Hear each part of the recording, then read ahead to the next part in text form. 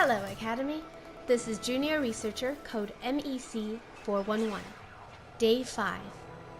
As you might remember, I've made my way to the star system of Estella Serene.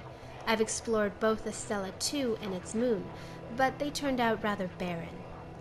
Niwamizu, which means bountiful rivers of green, is a pretty name for a planet, so I might keep it.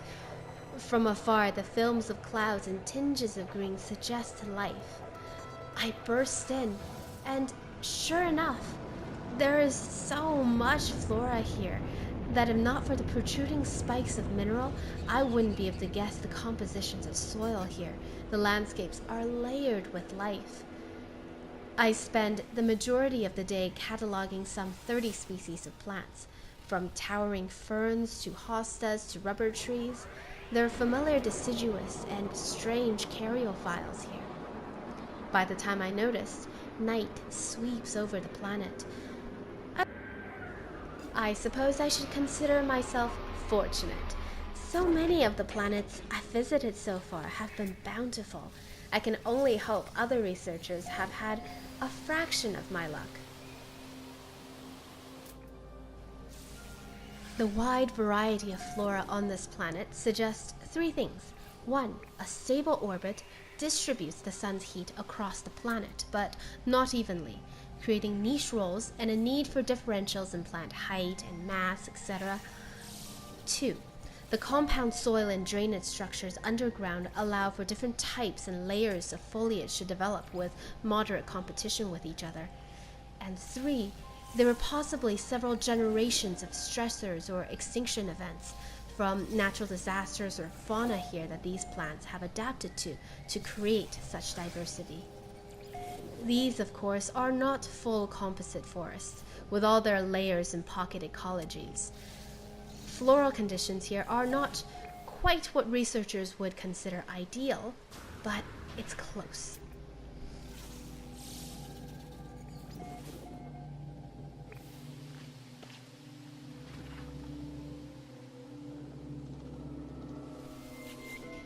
The plaque I find nestled in the hills reveals the inhabitants of the star system to be Gek.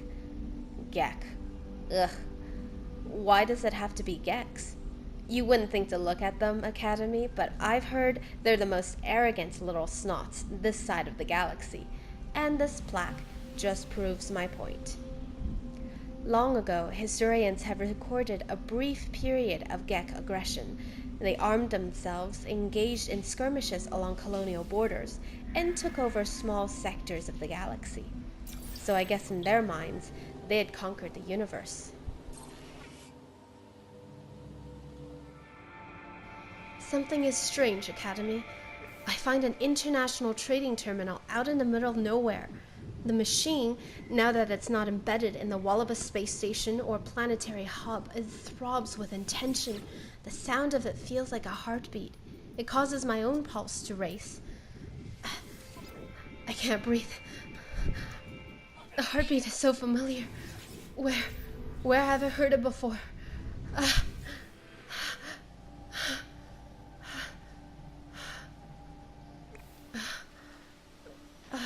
My head hurts. Where am I? Is this still Niwamizu?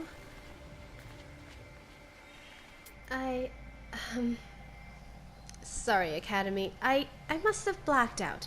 Remnant concussion from my crash, no doubt. I must have hit my head harder than I thought. Sometimes I just get these dizzy flashes, like I can remember something about the crash and how I ended up on Inari Alpha. But when I wake up, I never recall my dreams. No need to send an extraction team quite yet, though, Academy. I am in good health, and my starship is well stocked. I will accomplish my mission yet. Though, I suppose the other researchers will get there before I do. I can just picture Alexander Khan's face. He'll never let me forget it. Anyway, where was I? Oh, yes. I believe we were talking about gender designations. I am Theta. Guess that wasn't hard to deduct, huh? Obviously, I'm married to my studies.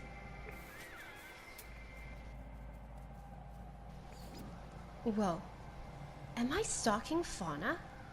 Oh, that's awesome! How could I have forgotten that in the middle of doing it? You see, Academy, perhaps because the flora is so abundant on this planet, the animal life develops in a dependent manner. Most of these animals are herbivores, and most are well camouflaged by the grasses. I can hardly see them all.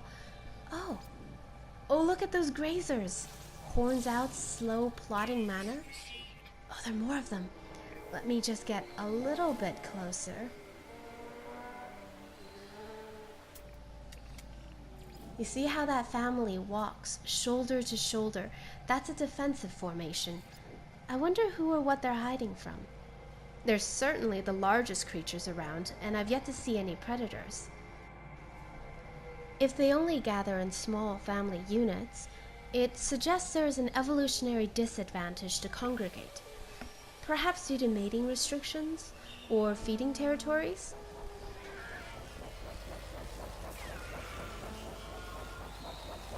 Oh, Academy, I'm sorry. I would love to introduce the rest of this planet to you in more detail, but the concussion still throbs inside my head. I need to return to my starship and rest. Until next time, Academy. MEC out.